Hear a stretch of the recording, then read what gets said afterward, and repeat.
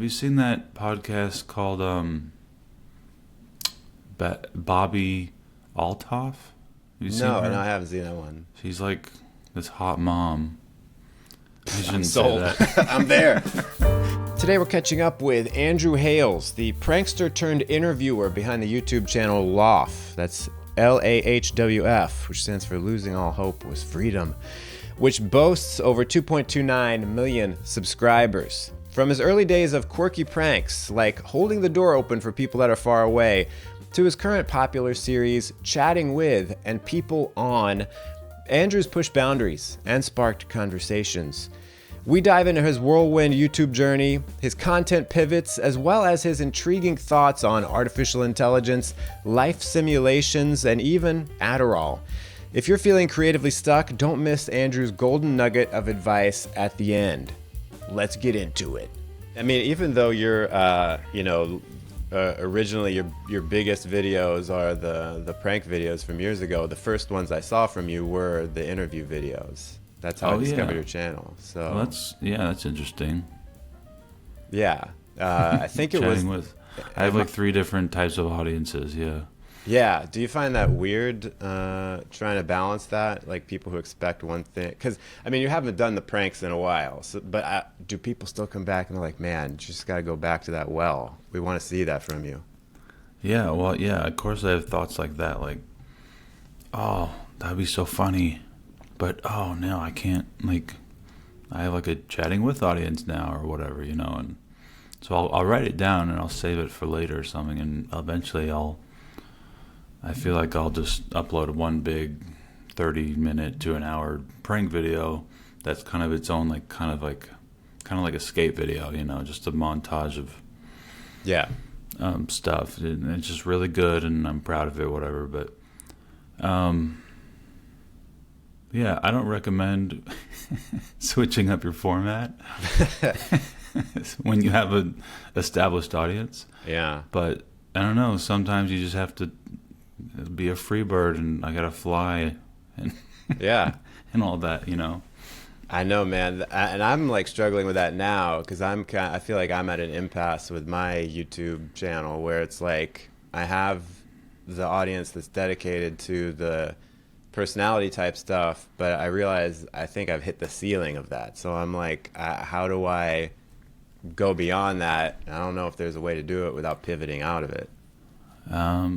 Yeah, I mean, what have you thought about pivoting to?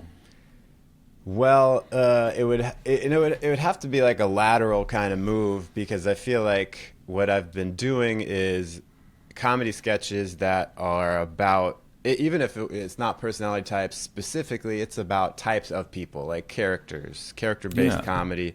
So it would kind of be the same thing, just without this keyword laid on top of it.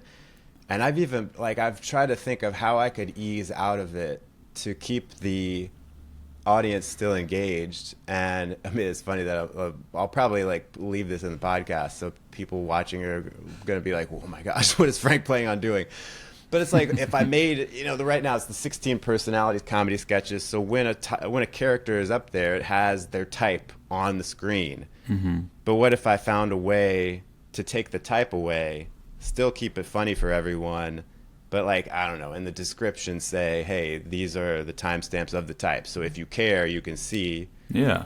It's a totally easy fix, Yeah. You don't even have to mention it in the title or whatever, and then in the description be like, or even just, can you guess what this character is and whatever. Yeah, make it interactive, increase engagement. Right.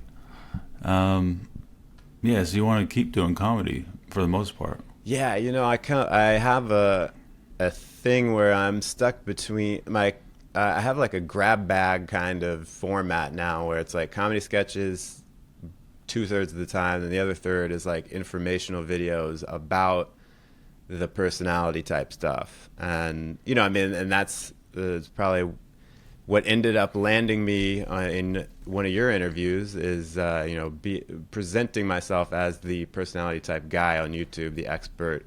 Mm-hmm. And I'm like caught between which one should I lean into more, because comedy I mean, you talk about a ceiling. I feel like comedy is not where it's at on YouTube right now. And I feel like, I feel like, and maybe it never was, or maybe it hasn't been for years, but I'm like, maybe the informational stuff, maybe self-help stuff, that's better, but that's not what I love to do. Like, I love to entertain people. So that's the conundrum. Well, I think, I think you should follow your heart, and you should do whatever you think you'll put the most effort into. Yeah. Because people, whether it's this or that, whatever format, the most important thing is that it's good and it's worth their time. So, yeah, I mean, lately it's like, now I'm doing these people-ons. It's like, I'm just trying to put out stuff that's better than like a vlog or something I would put on somewhere else, So and it's something that has some kind of effort. Yeah. So some kind of topic. Yeah. So, a topic and effort are always appreciated by the audience. Do you?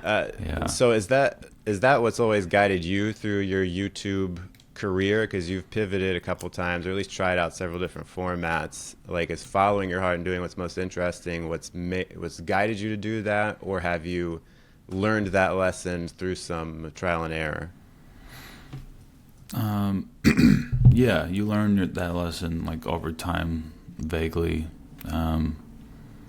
but I don't know. It goes back and forth between like, business, and then I want to express myself, whatever, and then this would be so cool if I just uploaded this, but it would totally bomb.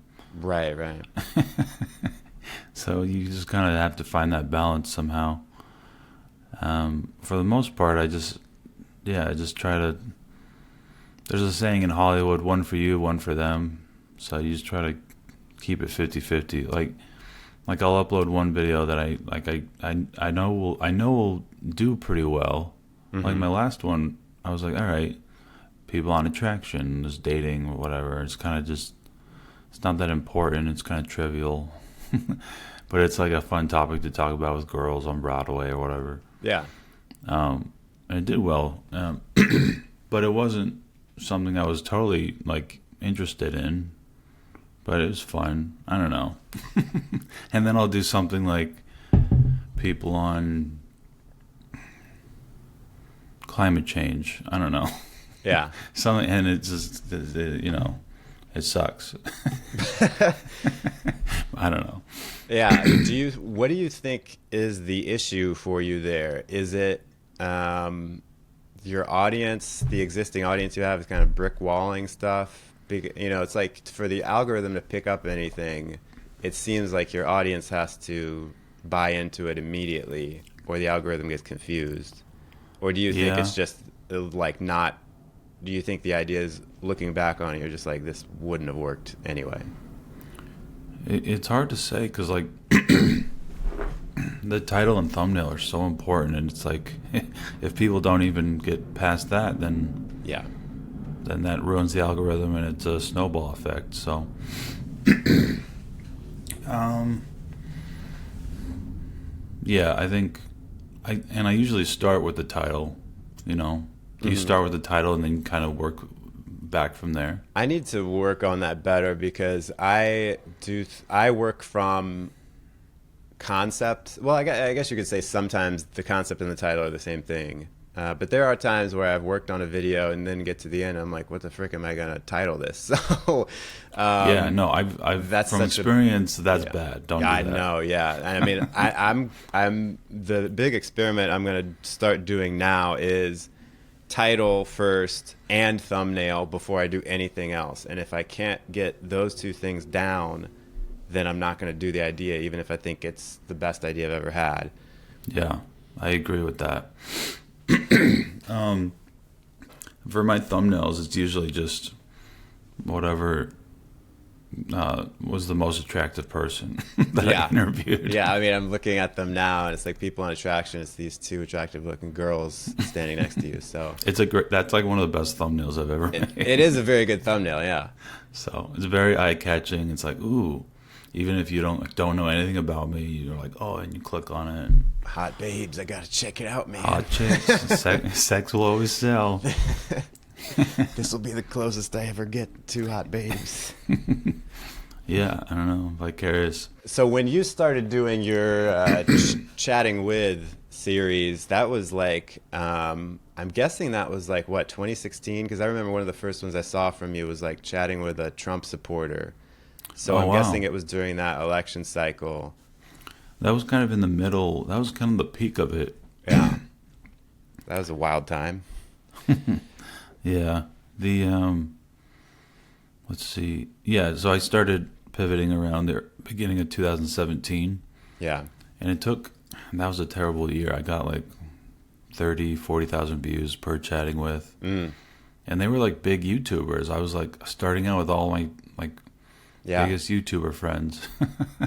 And then I finally started doing the like chatting with a police officer, chatting with, which it was just like occupations and just normal people. And then those started to do a lot better.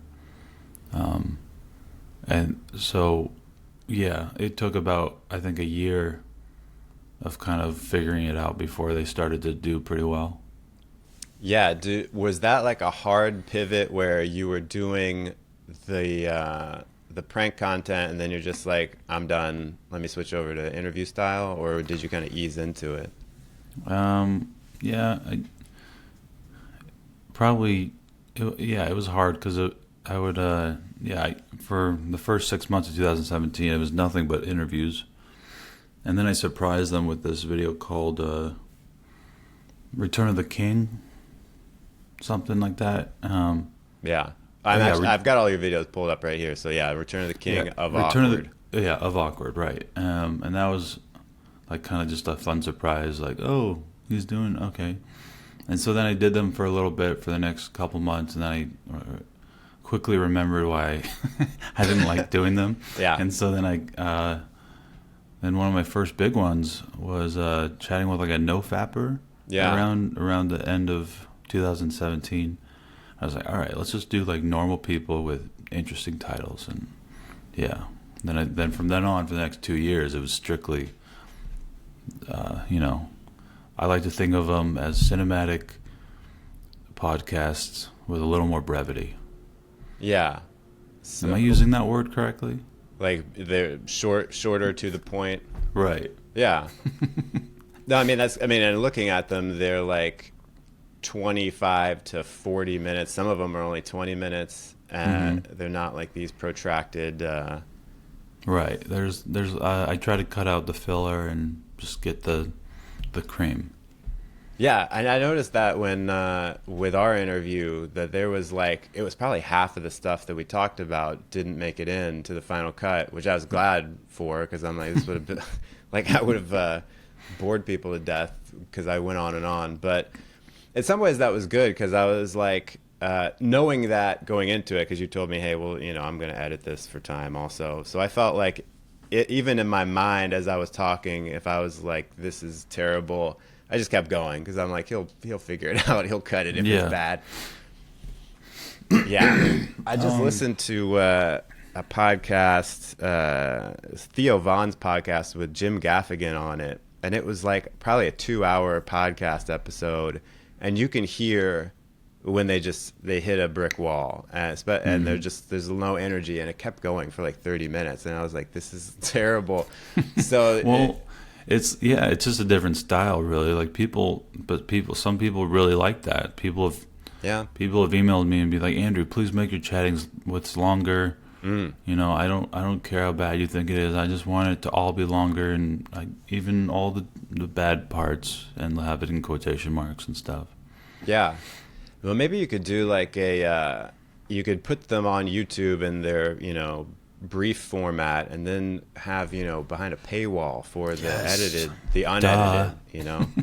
Join my Patreon and get the unedited, uncut. Extended cut, release, whatever. Yeah. Right, yeah. In a perfect world, I'll have like the pranks, and then through a paywall, watch all the extras and the throwaway footage from that, and then chatting withs, and watch the extended release and the people on, and etc. And just, if you could make bank with that. I've thought about doing that with memberships too, and just like somehow making the Discord server, still difficult to get into, but it's like it's just it's too much effort. I don't see any other way to do it. But I'm still getting into Discord. Like I don't use it, but I know I need to like learn it now. Like what have you been? So what's the idea with that? Like how are you getting into it? What do you see the end goal apparently there? it's another app people talk on, and that's all I really know about it. Yeah. So yeah, it's but like apparently it got really popular. I know it's really convenient for taking phone calls. So oh yeah, because you can have like a room where everyone's on their audio or whatever. Yeah, I mean, it's kind of like the chat rooms of AOL from back in the day, if you were on those like in 2003 or whatever. It has some similarities to that. Do you use it a lot? No, I use it. I mean, I go into the member server every once in a while, and then what I really use it for is Midjourney AI images. I don't know if you've looked into that yet, but I use that sometimes for, I do a lot of green screen stuff, so sometimes I've used it for backgrounds. But basically, that's integrated into Discord. So you message the AI bot, and that creates the images through that. So, man, there's so much stuff coming out every day that I have to keep up with. I know, yeah. It's so overwhelming. No, I made a AI. It's funny you say that. I made some AI art yesterday. Oh, really? Through OpenAI. Okay, yeah. That's the Whatever same one that theirs does is. ChatGPT. Right. And I typed in like, those cringy gas station T-shirts with like they're overly patriotic. Yeah.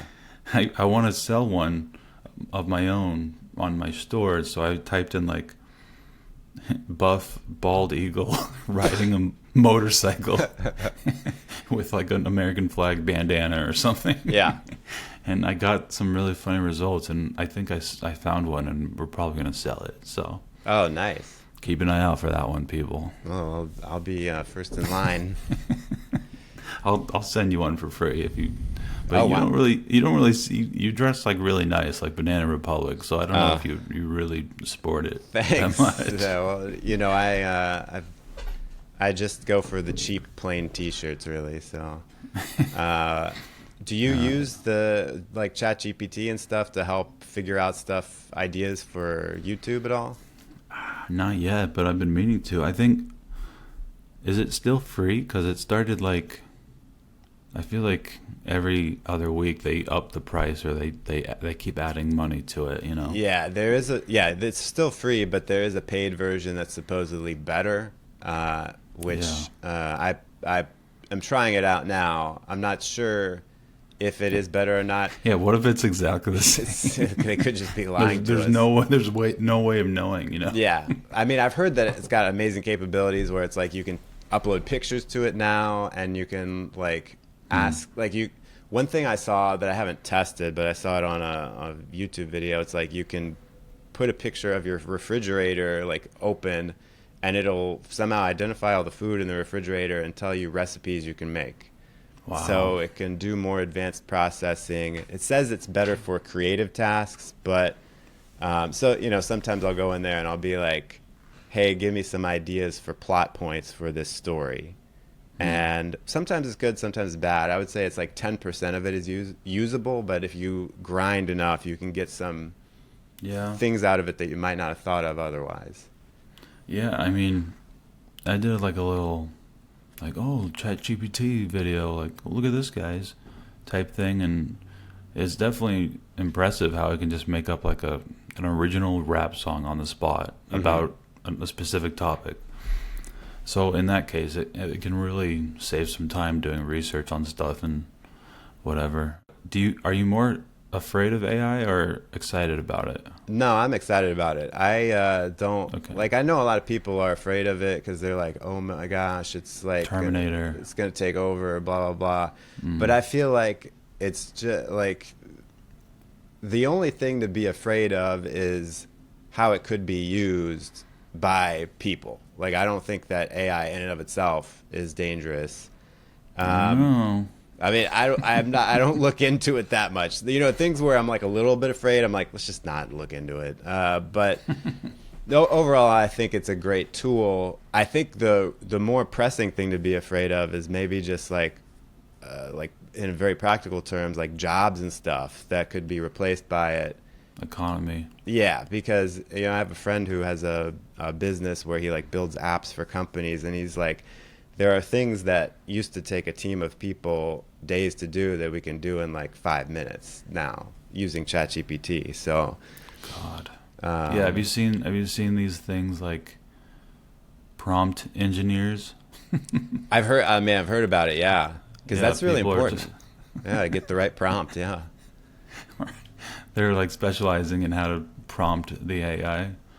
I mean, I'm just gonna call myself a prompt engineer now. You know? Yeah. It's a new field. No one knows what's going on.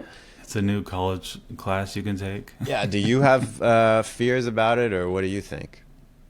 I mean, it makes sense to me. I'm of the opinion if Elon's scared and he knows a lot more about it than me, then maybe I should be scared, you know? Yeah. So, and a lot of other smart guys have said they're scared, so it's like, and obviously they know more about it than everyone else, so Yeah.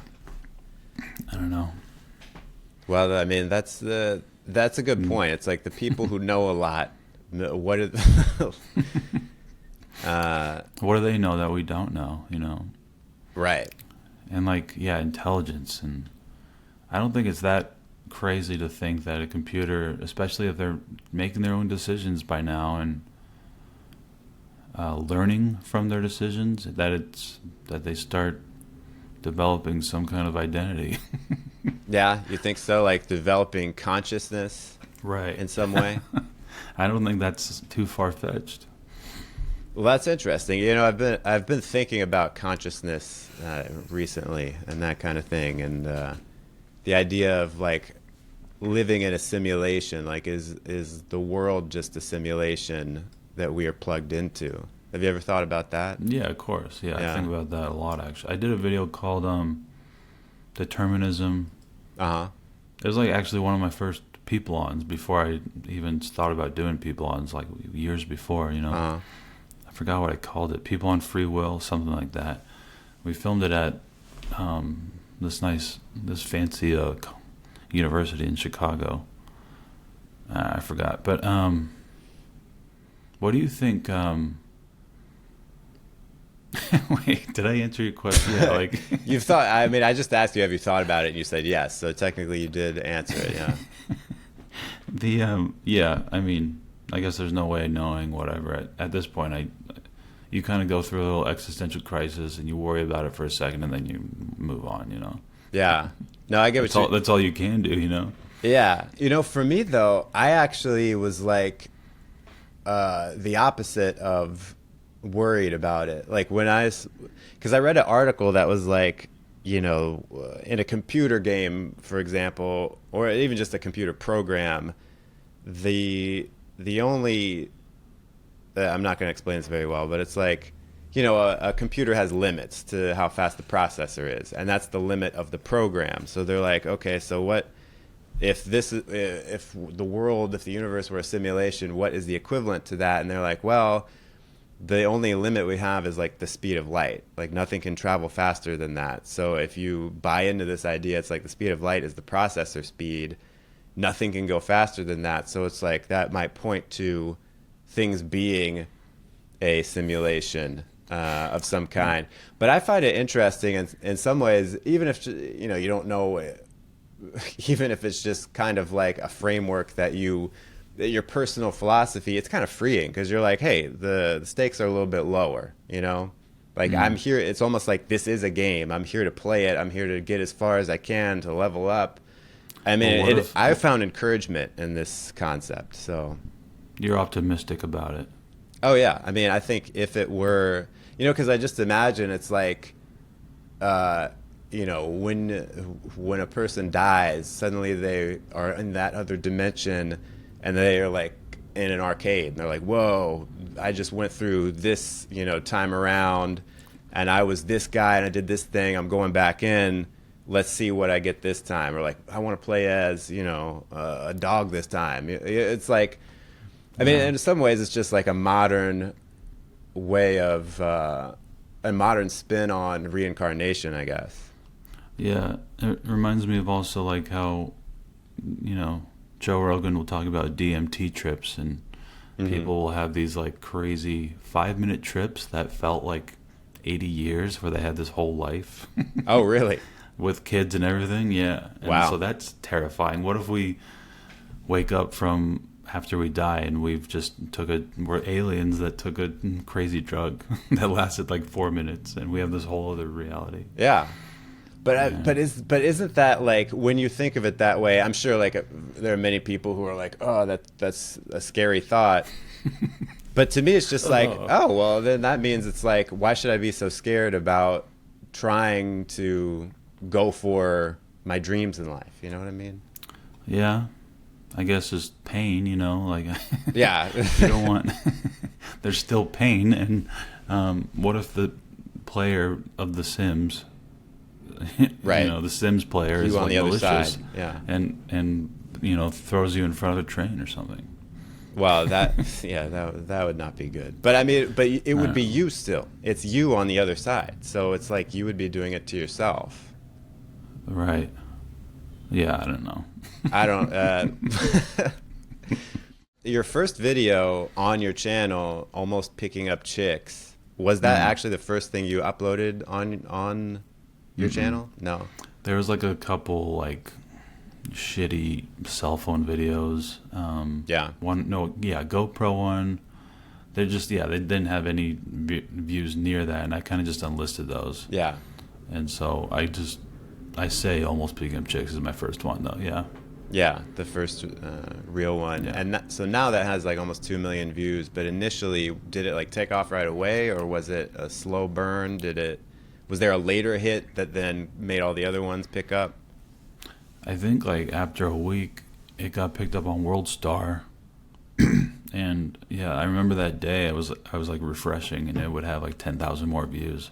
Wow. That was like one of the best feelings in the world back then.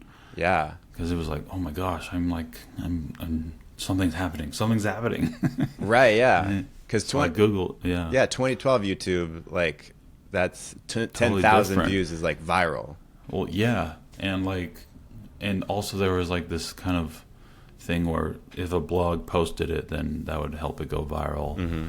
I don't feel like that's the case anymore with YouTube. Like World Star and Gawker and those sites don't really matter anymore, I feel like, Yeah, I think maybe Reddit, if it got to the front page of Reddit, that would do it, but I think that's about it.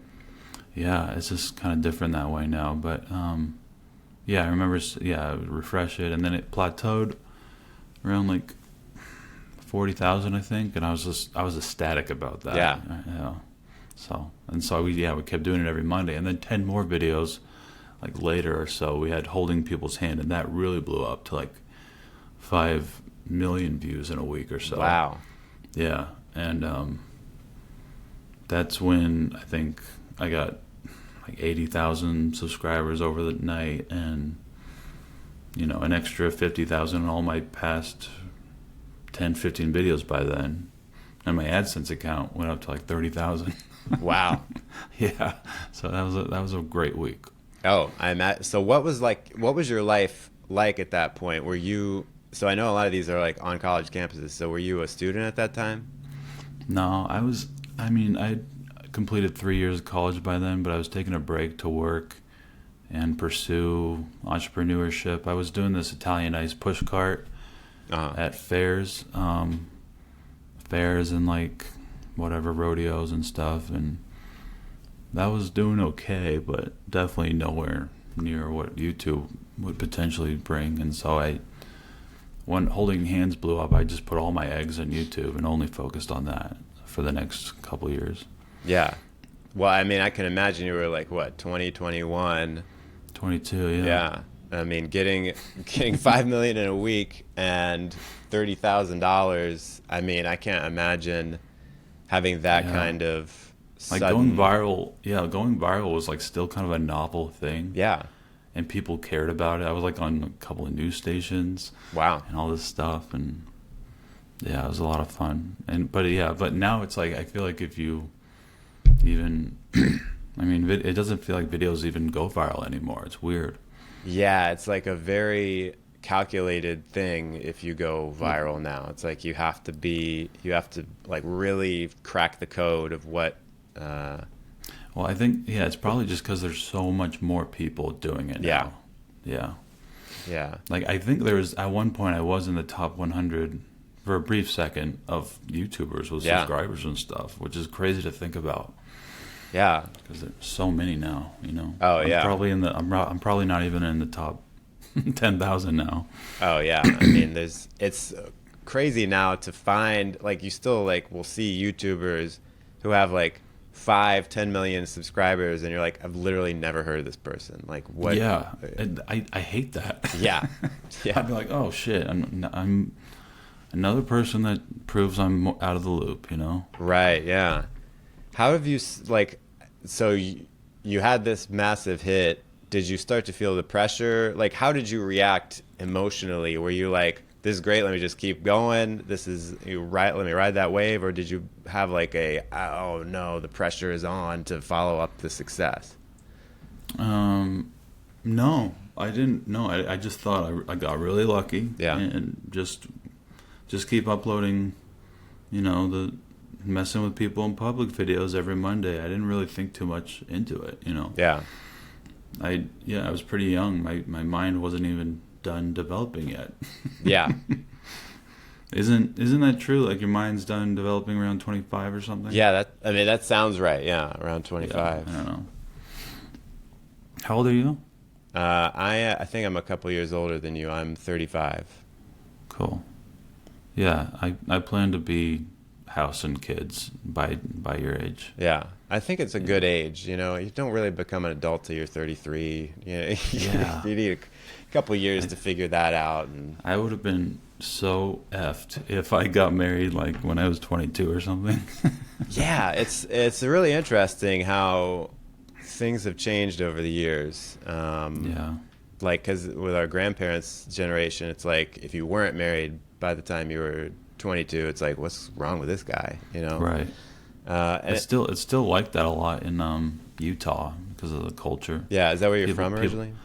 Yeah, mostly. That's where most of my family is, and people get married young, and they're pressured to. Yeah. Yeah. Like I'd say the average age to get married is around 24. Wow. Yeah, compared to the rest of the world, anyway. Yeah, because it's like you don't even like. I feel like our generation was generally more delayed anyway, or we were given the luxury of figuring things out longer. You know, so it's like by 24, I had no idea.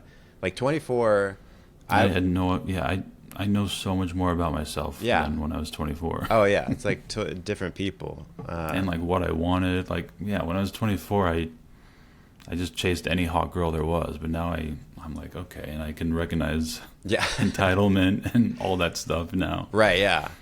So so the prank stuff, for me, I could never do that because I don't have I don't have the confidence to just like go into a situation and put social pressure on other people. So is that something that's just natural to you? Did you have to learn that? Is it nothing to you, or were you like panicking inside when you did these pranks? Well, yeah, at that age, I didn't think anything of it really. I would gobble some Adderall, and it would kind of just temporarily give me this like limitless boost where I would go and mess with people, and it was just kind of, you know, and my neurotransmitters, whatever, were so ripe, and my tolerance was so good, and it was just like this temporary euphoric period, and like, and go film. So it was like almost like a motivator to go film too, because it's like, oh, I'll get to take Adderall, you know, whatever. Mm-hmm.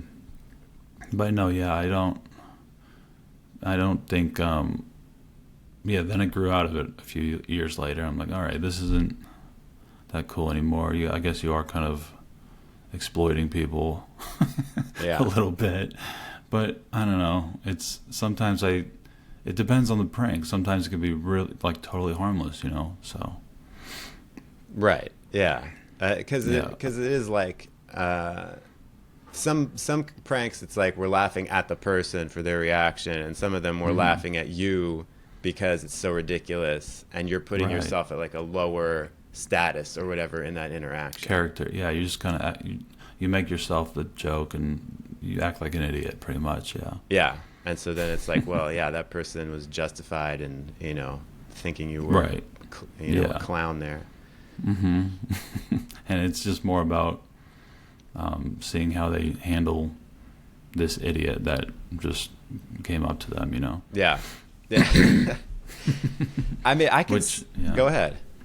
Yeah, I mean, when I think about that, it's like, all right, maybe I could ease back into them if I just keep them all that way and all harmless. Yeah.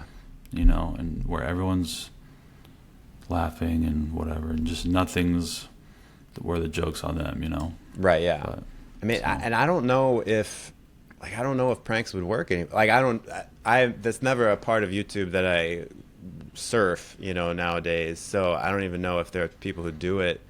No, Zoomers definitely dig it on TikTok. Yeah.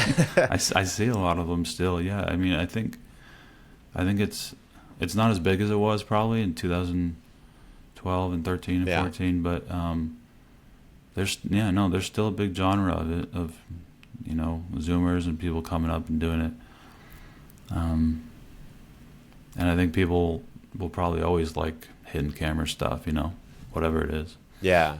Do you ever repackage the old videos to put in like the short format, the vertical stuff to put on TikTok? Yeah, I started repurposing like last year, and I got like 80,000 or something on TikTok now. Nice. Just putting my old videos up. Have you done that yet? I've done a bit of it. It's so inconsistent because you'll put like I just delete the ones that like don't go anywhere. Yeah. I feel like the algorithm there is really weird. Like YouTube's algorithm can seem frustrating, but it works eventually if you give it good content, I feel like. Whereas TikTok, it's like if you time it wrong, it doesn't go anywhere. Like it's finicky. It's not consistent. TikTok is weird. It is really different. It takes getting used to. Like, yeah, people don't like go on TikTok and search up a video. Right. It's just like go and scroll. That's it. Exactly. YouTube is more like organized. Like, I like this person. I'm going to check them. I'm going to check in on them. And TikTok's more like here and now and present and quick. Yeah. Although it's weird because TikTok is trying to present itself as the place you go to if you need like a tutorial on how to fix your toilet or something, where it's like I don't really see it. Oh yeah, I have seen those ads. Yeah, it's like I don't. I go to YouTube for tutorials. Yeah, like I don't want someone to be limited by this. Although TikTok you can post longer videos now anyway, so. Yeah. I don't know. It's you feel like TikTok will keep going and like even triumph YouTube? I think so. I don't know if it'll knock YouTube off, but I think it's set the tone because I mean you've seen how like YouTube Shorts are popular now, and that's really changed the landscape of YouTube, I think. So TikTok dictated what YouTube was going to do. If YouTube wanted to stay relevant, they had to do that. Same with Instagram. Yeah. Oh yeah. And Snapchat. I think Snapchat's even doing it too. Yes. I don't know. Snapchat, I feel like I didn't hear anything about it after like 2018, and then it suddenly came back. And I don't know if I was just out of the. I mean, if you felt that too. That's the impression I got too. I'm like, what? People still use Snapchat? I've literally not gotten on Snapchat since 2017 or so. Yeah, like it really had its day, and then it got. I feel like once TikTok came along, Snapchat was out. Even though they don't do the same thing, I don't think. I don't even know what Snapchat does. So I think Snapchat's pretty much just a lot more anonymous and for younger kids. Yeah. For them to like kind of get away from their parents and from the world, and it's just more secret, anonymous, or not anonymous, like just everything's under the lid more. It's just secret. More secret. Oh, interesting. I'm gonna have to check this out. I don't know. That's how it was in 2013 when I used it. Yeah. you would send a video to a person and then it would be deleted forever, and you know. Right, yeah, because I remember when Instagram came out with stories, it was copying Snapchat, I think. Like, it was like, oh man, they're ripping them off. Oh yeah. If I'm remembering correctly. Yeah, they're either copying them or Vine or something. I don't know. Oh yeah, man, Vine. That's Yeah, it's crazy that went away, but it did. I mean, TikTok's Vine pretty much. yeah. I don't know. What do you see? I mean, what do you think? Do you think TikTok's gonna dominate? That's what it sounds like. It is very addicting, and it just feels like that's where things are headed. But no, I don't think they'll. I don't think YouTube will ever go anywhere at the same time. Yeah. I think both people will probably use them both for a long time. Yeah. I mean, I feel like TikTok, the limitation of having only vertical videos makes it not like it cannot replace YouTube because of that. And YouTube can go both ways, so it's positioned to, be able to hold its ground. And YouTube has music. YouTube has it's so much bigger. I thought it was anyway until I don't know. I don't even know who's bigger right now. But yeah, I don't know either. Some of your most popular videos are tipping servers $200, paying for people's groceries, and that's that sounds like it is like a precursor, like you were ahead of your time to stuff that Mr. Beast did like 9-10 years later. Although I'm sure that there were some other people who were doing this sort of thing. And, it's... Well, I mean, yeah, like before me, there was Oprah, Right, yeah. So she's the OG giving stuff away. She is. She's the OG of charity entertainment, if you will, if you want to call it that. Yeah. Or vanity charity. I don't know. From the beginning, people hate that because you'll get these comments like, "Oh, it's not. I mean, if you do it, it would have been better if you didn't have a camera or something, And yeah. it's like we're not trying to be charity. We're just trying to make a good video and light up some faces, Yeah. So. Yeah. It's crazy how you get comments like that. Well, I mean, and also, that's such a huge genre too. Mr. Beast, Steve will do it.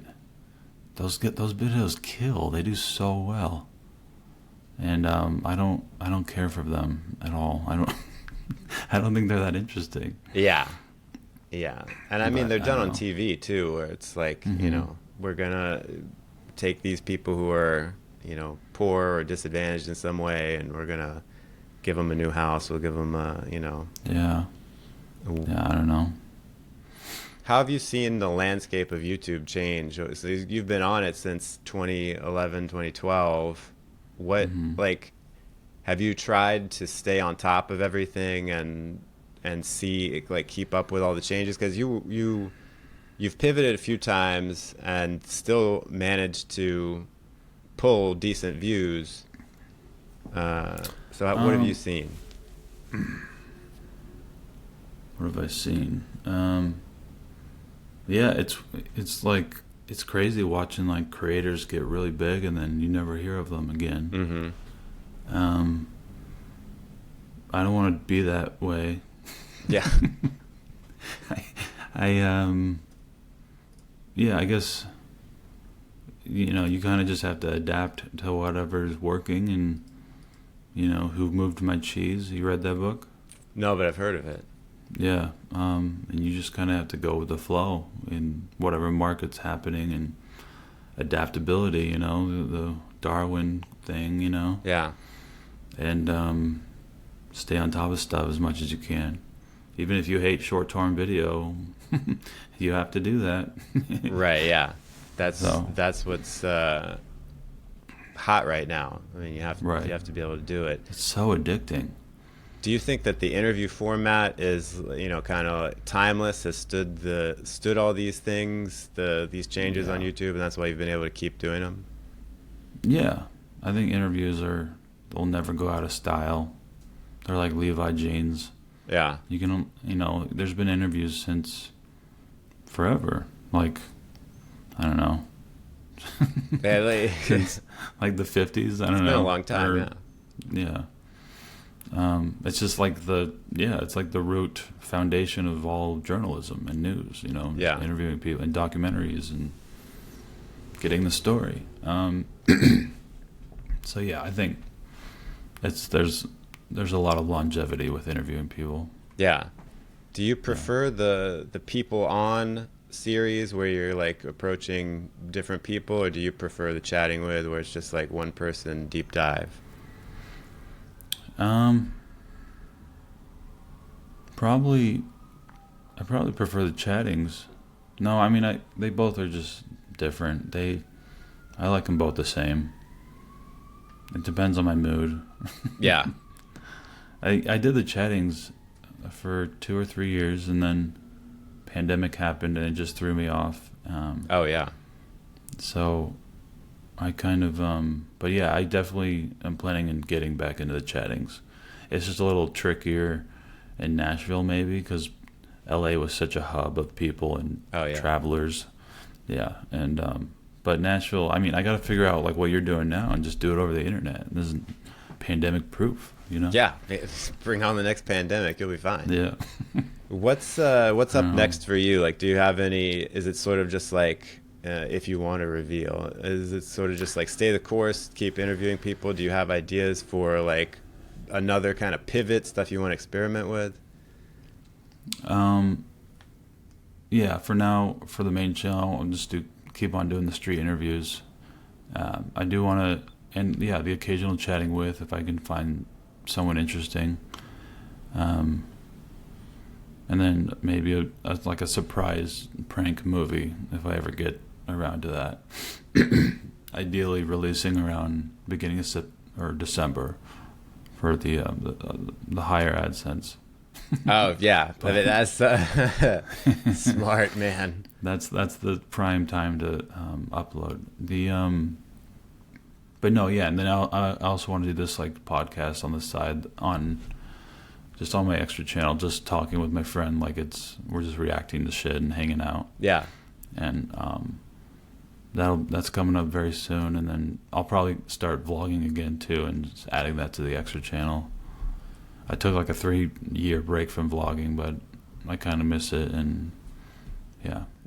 I've never really tried it because I've always found it like too difficult. Do you have any like a format you follow? Do you any tricks to like make it easy? Because it's like for me, I can't think and do things at the same time. So yeah, no, it's definitely tricky sometimes if you're not in the mood. You have to be in the mood. Yeah. So it starts with like taking care of yourself, and you know you have to be happy and be bubbly. You lost me there.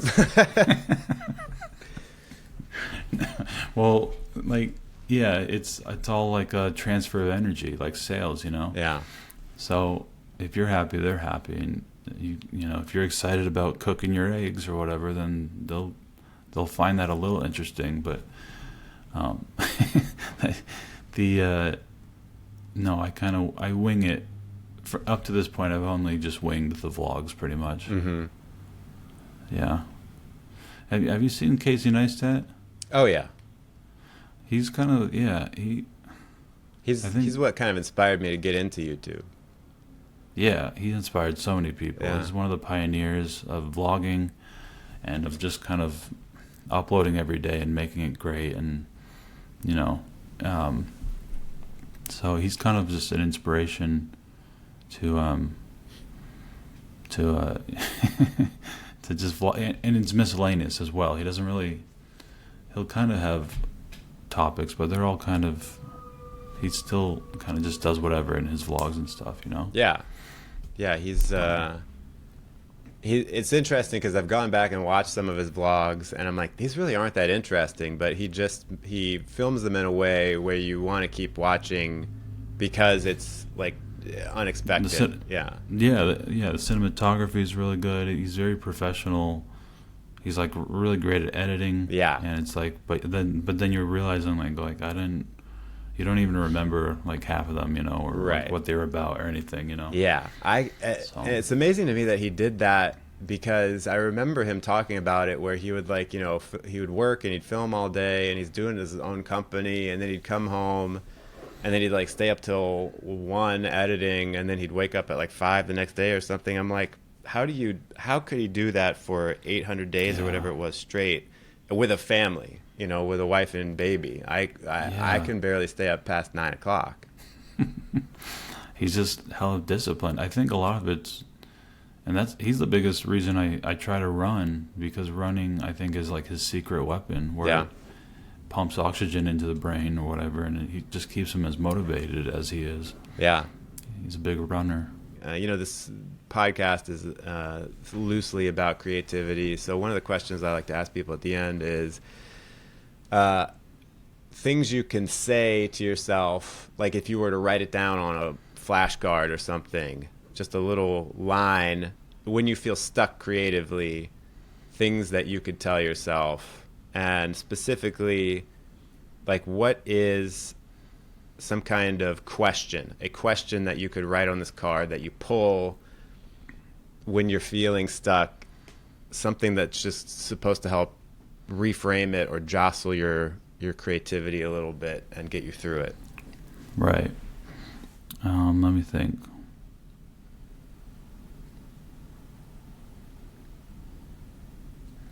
I think it usually stems from, like, I guess the question would be like, do you really care what these people think of you? Well, so in other words, it's like, even if it's like the worst thing ever, whatever you make, I just kind of, I still have my friends and my family, and that's all I really need. Yeah. So, because I feel like, people hold back from being creative because it's vulnerable and you don't want to be ostracized. Yeah. So I think that's probably, does that make sense? Yeah, no, that's great. Yeah. Okay. And so I think I've written that somewhere. Do you really care what these people think of you? Emphasis on these. Yeah. And and if I ever do stand up one day, I think that would be my mantra too. It's like, just do your best and don't really worry what all these people in the room think of you, Yeah. What would be, now switching it away from a question, what would be like a command, or you could call it an invitation, something that's telling you to do something on a different card when you feel stuck? Sorry, say it again. So it's like just another line that, when you're creatively stuck, but instead of a question this time, something that's telling you to do something. Yeah. And it could be something easy like just work slower or take a walk. Right. Like what? Don't think, just do. Yeah. Just upload. Figure it out later, Don't, I think you think too much, and then you hold yourself back and you get in your own way, and you just have to do it and just learn from experience, and just, as Mark Zuckerberg puts it, like, fail faster, fail harder, something like that. So, yeah, I would say just think, or don't think, just do. That's great. Yeah. What about you? For both questions. For a question, one of them is, let's see, there's one that an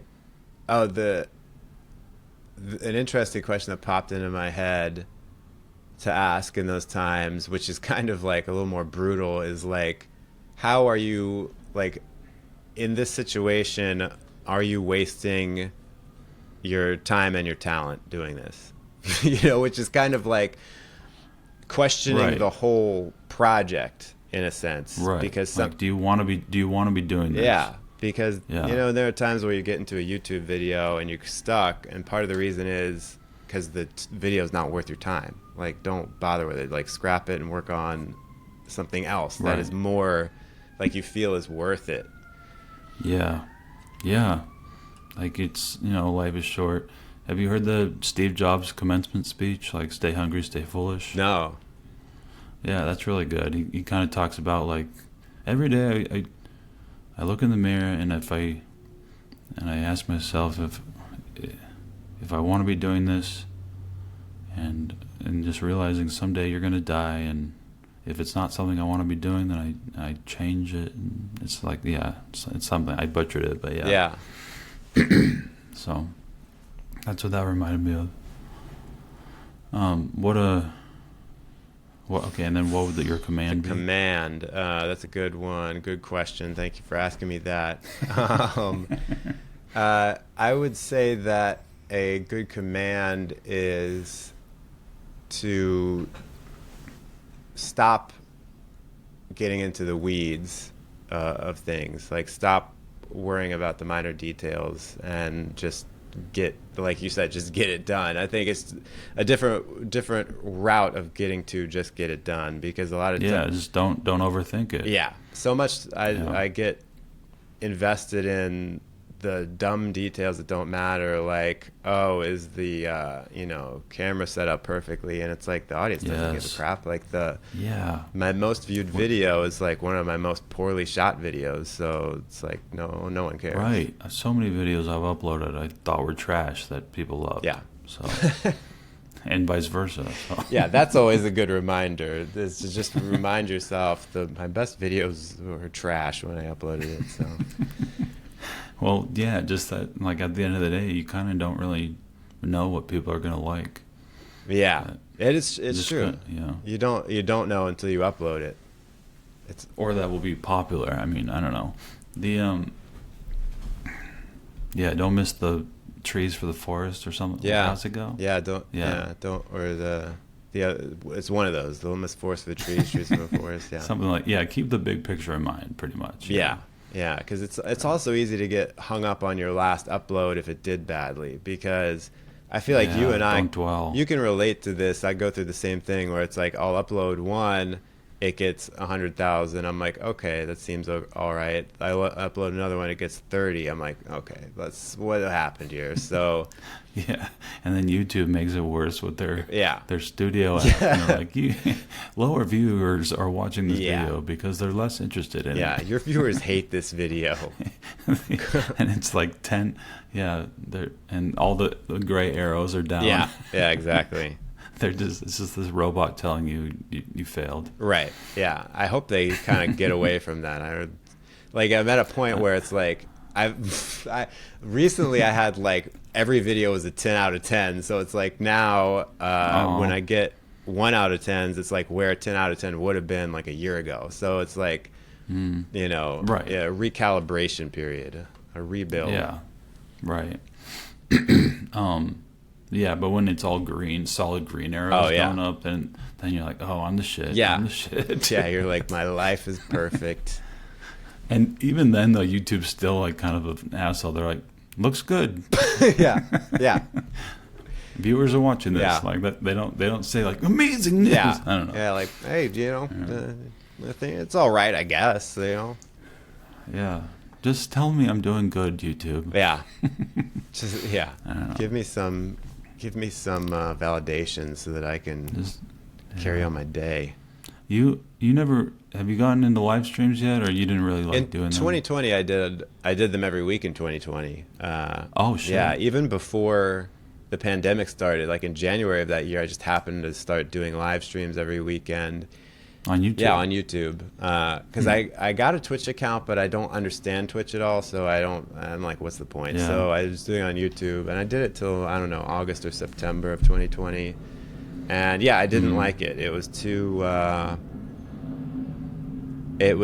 volatile. Like, I didn't know what was gonna happen. I mean, it's taxing. Yeah. You have to be present. Yeah. Yeah, I mean, that's I don't think people get that, because it's like, like you and me talking for an hour and a half, it's like, it's not a big deal. I mean, sure, we're exerting a little more energy because it's like, we want to have kind of higher energy than maybe usual without cameras. But when it's a live stream with you and, 600 to 1,000 people watching, it's like, you are exhausted after an hour. You just like want to go lie down. It's very draining. Yeah, 90% of the time I'll get drunk, and that'll help. Yeah.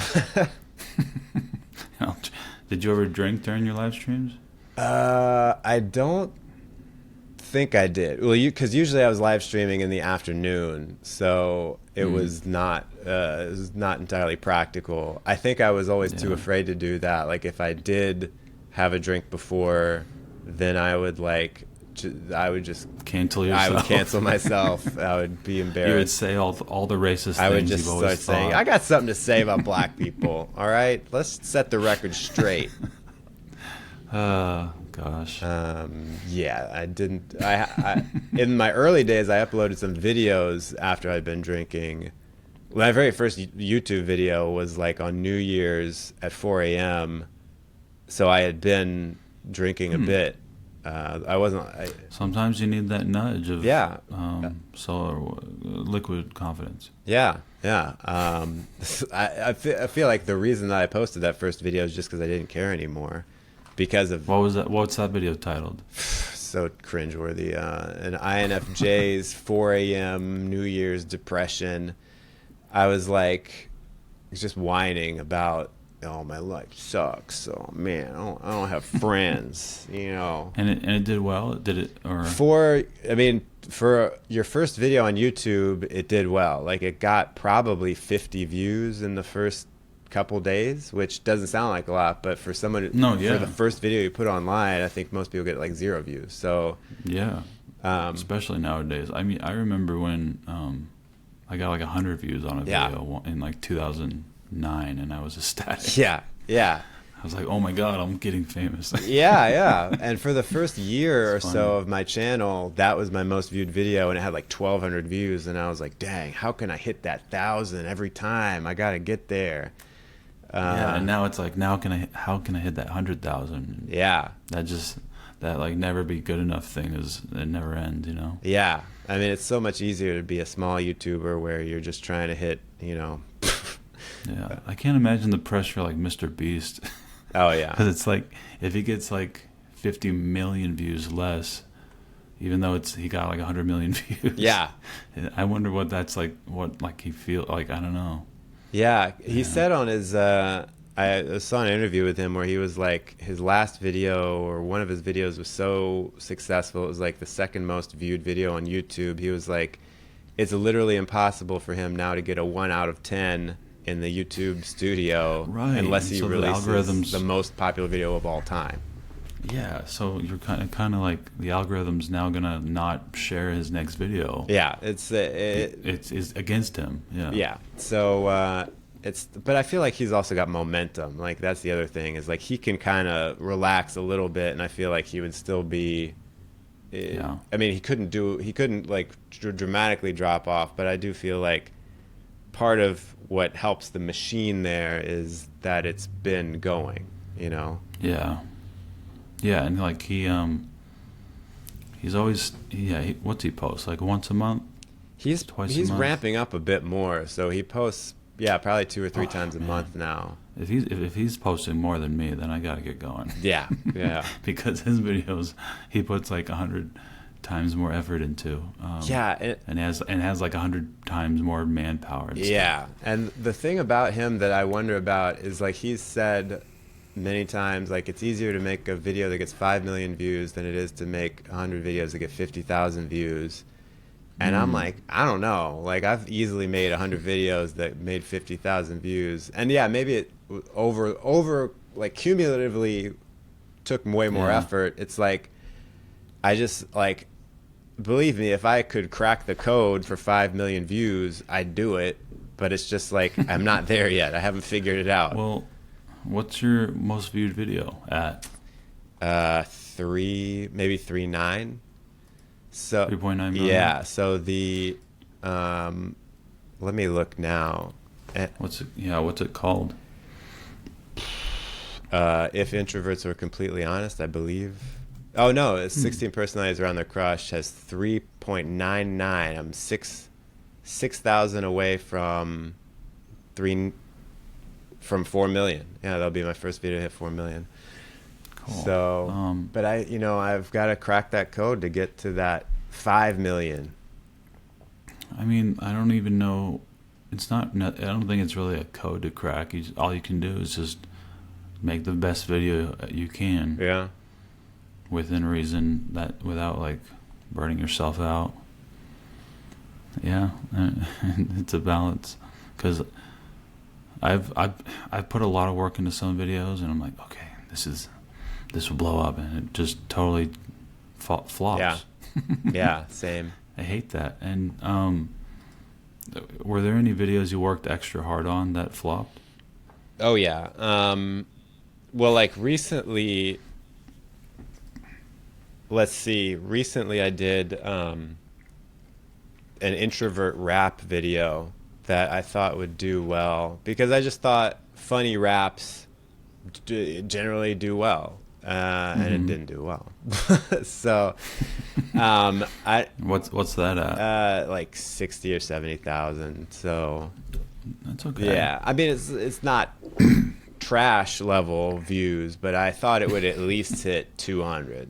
And because you spent a lot of time writing the rap. I spent a lot of time working on it, yeah. And I thought, I thought, I don't know what the misstep there was. Probably just like people don't view me as a rapper, so why would they watch? You know, it's like they're not willing to give the chance there.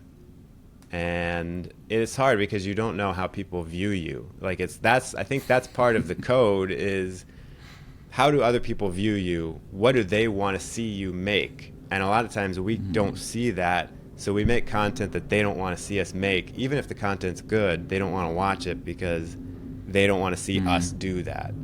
They want to see us do something else. And once you can figure out what they want to see you do, then you can find success. And what they want to see you do is not the same as what they want to see someone else do.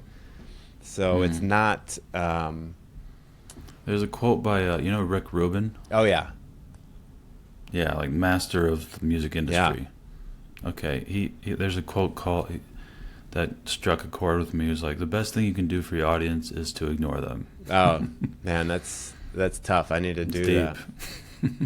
So it's like, I think what he means by that is like, they don't really know what they want, like, but you know what you want, and you know how to. You just got to make what you want to make to the best of your ability. Yeah. And hopefully people like it. I don't know. That's really good. That's what I need to do. Just forget about them. Yeah. Just artistic integrity. But, yeah, there's so many, one for you, one for them. There's so many.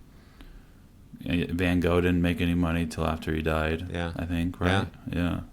So many examples where just great art or content just doesn't get the views it deserves, but I don't know. Well, that sounds like a good place to end our conversation. We don't know. Yeah. Nobody knows anything. That's another saying in Hollywood that I think applies to YouTube. Don't think, just do. Don't think, just do. I love that. Well, Andrew, thanks so much for joining us. Yeah, of course, man. It was fun. Thanks for having me. Yeah.